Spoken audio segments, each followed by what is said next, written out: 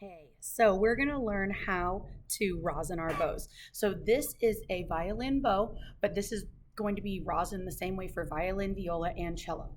Okay, so first we're going to tighten our screw until we're ready to play. So when you look through a window bow, you've got just enough room for a pencil thickness to go right in the middle between the stick and the hair for violins and violas.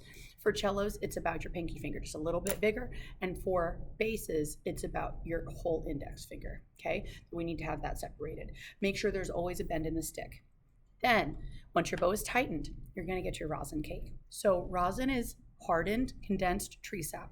For violins, violas, and cellos, it's very hard rosin. For basses, it's softer. So basses, we're gonna talk about you at the very end. Okay, so now what you're gonna do is put that rosin cake in your fingers like this, and then set the hair on top, and then put your thumb on top. That's gonna add some weight, and then you're just gonna scrub that rosin into the hair. And you're gonna do this for those of you that have brand new bows. So when you try to play, it just sounds ghosty. That means you have no rosin because it's a brand new bow hair.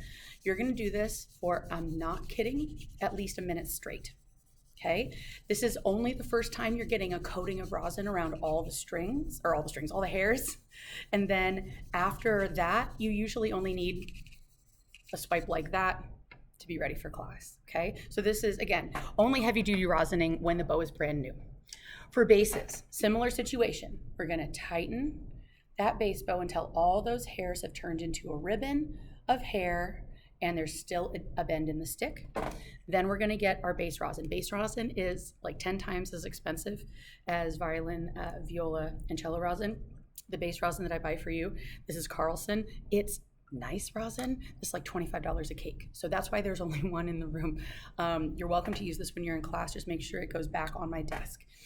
Base rosin is so sticky that it will pull itself back off of the bow if you scrub back and forth the same way the violins, violas, and cellos do.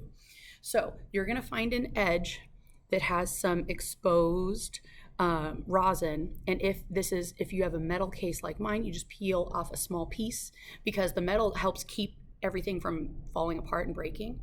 If you have a paper case, you're just gonna peel one of the edges down like it was a cupcake. All right, then we're gonna press the bow hair into the rosin and go frog to tip over and over. And again, if this is a brand new bow, you're probably gonna need about 10 swipes.